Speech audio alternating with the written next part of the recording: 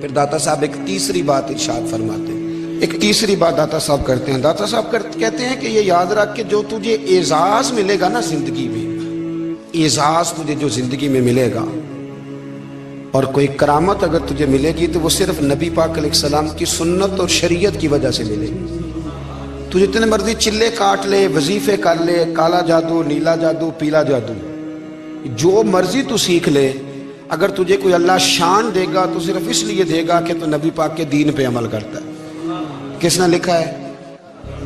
اللہ کرے آپ کو میں یاد کرا سکوں، اللہ کرے ایسا ہو جائے اور میری جماعت سمجھنے لگ جائے کہ داتا صاحب کہتے ہیں سنت شریعت پہ عمل کرنا چاہیے، اور میں کوئی ایسی چھپی چھپائی بات بھی نہیں کر رہا، اس کو چلا دیں، کوئی ایسی چھپی چھپائی بات بھی نہیں کر رہا. کشف المحجوب دنیا کی ہر زبان میں اردو میں ملتی ہے، آپ لے کے دیکھ سکتے ہیں. داتا صاحب فرماتے ہیں اعزاز جو تمہیں ملے گا نا، اگر شان چاہتے ہو، وہ ہمارے نا بہت سارے ایسے لوگ ہیں جو کہتے ہیں کوئی ایسی چیز ہاتھ لگے، اعلیٰ دین کا چراغ ایسے گھسایا جائے اور فوری طور پہ پیر صاحب نے کہہ دیا تو ریل پیل ہو گئی پیسوں کی. تو میں کہتا ہوں یہ تو دین کا مزاج ہی نہیں، یہ تو دین کی طبیعت ہے ہی نہیں، یہ تو ذوق ہی نہیں دین کا، یہ طبیعت ہی نہیں، مزاج ہی نہیں. میرے عزیز داتا علی اجویری رحمۃ اللہ علیہ فرماتے ہیں تو سنت پہ عمل کر، شریعت پہ عمل کر. اللہ کا قرآن کہتا ہے قل ان کنتم تحبون اللہ فاتبعونی یحببکم اللہ.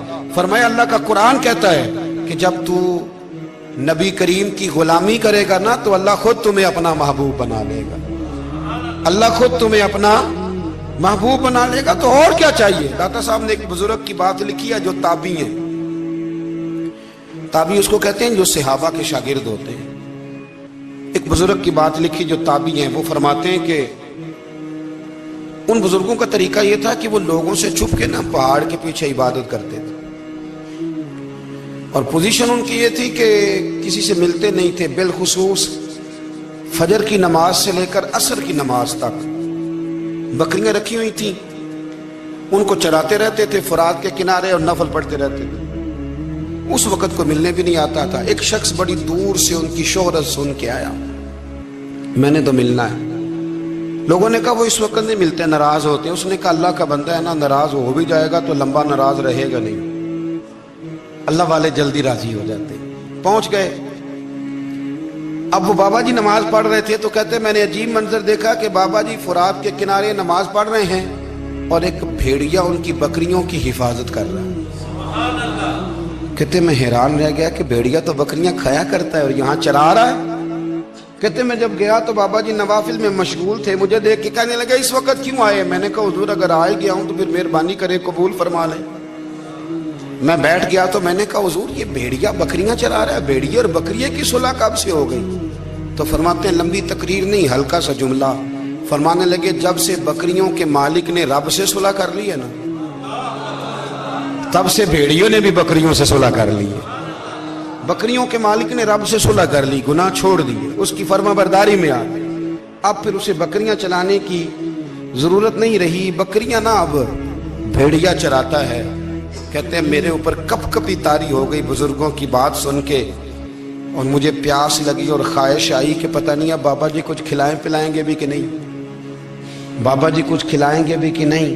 کہتے میرے دل میں خیال تھا تو بزرگوں نے نا ایک لکڑی کا پیالہ، ان کے پاس وہ غار میں بیٹھے تھے تو ایک چھوٹا سا پتھر تھا، اس کی ڈھلان بنی ہوئی، بابا جی نے اس کے نیچے لکڑی کا پیالہ رکھا، وہ رکھا ہی تھا تو وہ دودھ سے بھر گیا.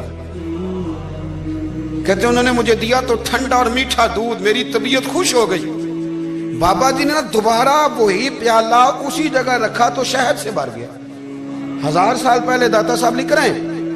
کہتے مجھے دیا، میں نے فوراً کہا، میں نے کہا حضور یہ دودھ تو گائیں بھینس دیتی ہے، پہاڑوں سے تو نہیں نکلا کرتا، اور شہد تو شہد کی مکھیاں دیتی ہیں، پتھروں سے تو نہیں نکلتا، یہ آپ کہاں سے نکال رہے ہیں؟ تو کہتے ہیں وہ قرآن مجید پڑھنے لگے. وَإِذِ اسْتَسْقَى مُوسَىٰ لِقَوْمِهِ، جب موسیٰ کی قوم نے ان سے پانی مانگا، فرمانے لگے موسیٰ کی نافرمان قوم پانی مانگے، حضرت موسیٰ پتھر پہ ڈنڈا مارے تو اللہ وہاں سے 12 چشمے جاری کر دے. جو رب حضرت موسیٰ کی نافرمان قوم کے لیے پتھر اور پہاڑوں سے چشمے نکال دیتا ہے نا، وہ محمد عربی کے غلاموں کے لیے پتھر اور پہاڑوں سے دودھ اور شہد بھی نکال دیا کرتا ہے. وہ بزرگ کہنے لگے بس بات یہ ہے کہ آج بھی ہو اگر ابراہیم کا ایمان پیدا، تو آگ کر سکتی ہے اندازے گلستاں پیدا. کہنے لگا حضور پھر میرے لیے بھی دعا کریں. آپ فرمانے لگے پھر دعا نہ کرا تو مدینے والے کی غلامی شروع کر, تو نبی کریم کی غلامی شروع کر, تو رسول پاک کی غلامی شروع کر. ایک بات علم, پھر فرمایا اللہ رسول سے محبت, پھر فرمایا حضور کی غلامی. اس سے سارے مکاشفات کھلیں گے, اس سے سارے مشاہدات کھلیں گے, اسی سے کرامتیں ملیں گی, اسی سے مقبولیت ہوگی, اسی سے اللہ نبی کی بارگاہ میں درجہ ملے گا. پھر داتا صاحب آگے بڑھتے ہیں, فرماتے ہیں فقر بھوکے رہنے کا نام نہیں. پورا باب باندھا ہے داتا صاحب نے. فرماتے ہیں فقیری بھوکے رہنے کا, اور کیا بات ہے. کئی دفعہ میں نے کشف المحجوب پڑھی, کئی دفعہ پڑھی, اللہ جانتا ہے, لیکن جب پڑھتے ہیں نا کوئی نہ کوئی نئی بات ہی ملتی ہے. رات پڑھی تو ایک نئی بات سامنے آئی. داتا صاحب نے نا حضرت ابوبکر صدیق کا ایک قول لکھا ہے. حضرت ابوبکر صدیق اللہ کی بارگاہ میں دعا کرتے, کہتے ہیں یا اللہ مجھے پیسے زیادہ دے. اللہ اکبر, انداز دیکھے داتا صاحب نے لکھا یا اللہ مجھے پیسے, اللہ مجھے مال زیادہ دے, پر مالک مجھے مال کی محبت نہ دینا. عجیب دعا ہے بھئی یہ بھی, اللہ پیسے دے پر پیسوں کی محبت.